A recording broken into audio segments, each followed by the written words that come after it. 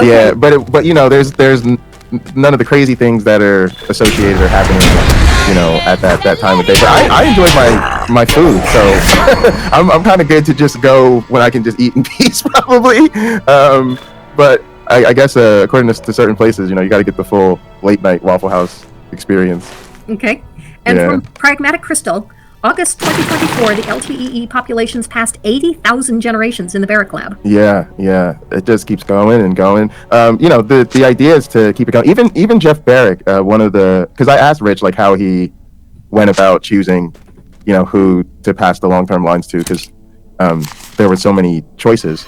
And he said, you know, a big part of it was he wanted it to be somebody who had other work and other systems in their lab that sort of they would be independently able to sustain the lab and the research, you know, God forbid things change or don't work out. So that was sort of, it's the long-term lines to be interesting. They're really everywhere in the sense that a lot of, you know, there's even like visual maps that they have of all the places that have copies of the long-term lines, because a lot of times people want to work on them, and so you kind of just pack them up and ship them out.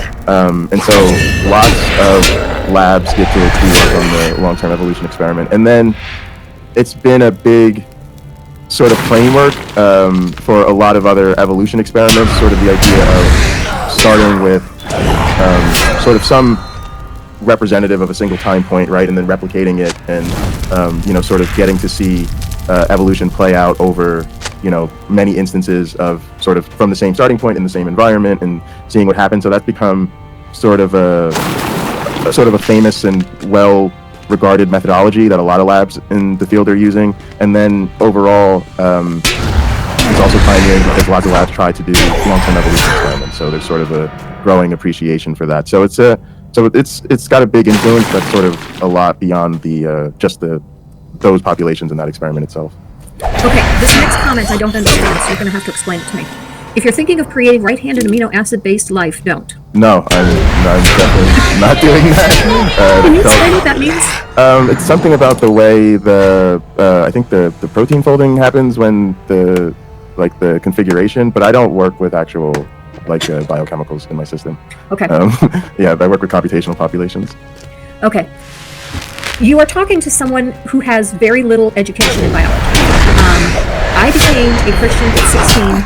I was convinced at 17 that evolution was fake.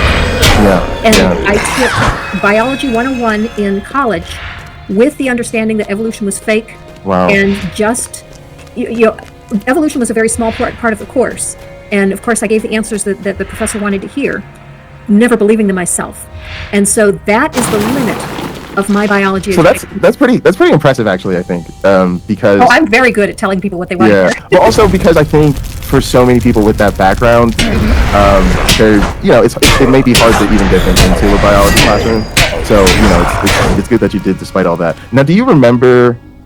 Do you have like sort of a vivid memory of that as a conscious effort of like, I'm here, I'm taking this class, but I don't buy it, I'm just telling them what they want to hear? No, I don't remember that at all. There's only two things I really remember from my biology class. One was that I got a D on a quiz. It's the lowest grade I ever got in college. Wow. And it was on the female reproductive system. Wow. I had the cycle backwards on which things did what. No, it's just sad, you know. Well, I ended up getting either an A or a B for the course. I just so that was just an aberration. Yeah.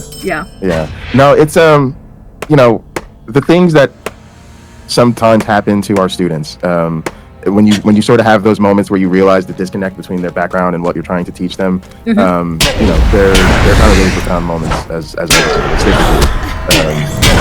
I think that is actually one of the real pernicious aspects of religion is the sort of built-in anti-education of the whole thing. Absolutely. Yeah. Absolutely. Because what happened to me after that was I ended up in a church that I went to because I believed that it was an intellectual church. There was a lot of pseudo-intellectualism there. Right. But it was all focused on theology.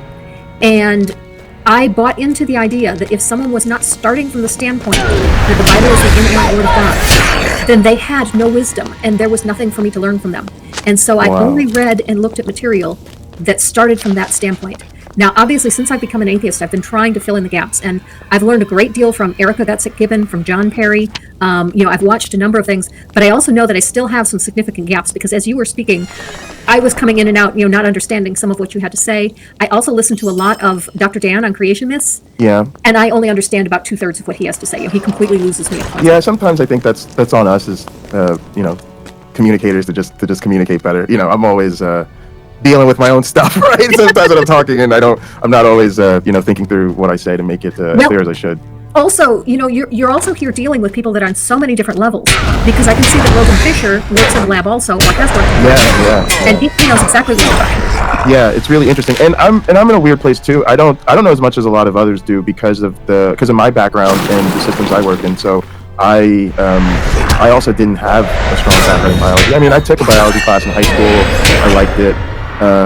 I didn't really take a lot of biology classes as an undergrad. I was really into the social science. I was super into evolution. Oh, really? But yeah, but I kind of saw it as some of the sciencey stuff behind what because I at the time I wanted to be like a dating coach, and my plan was to go to law school.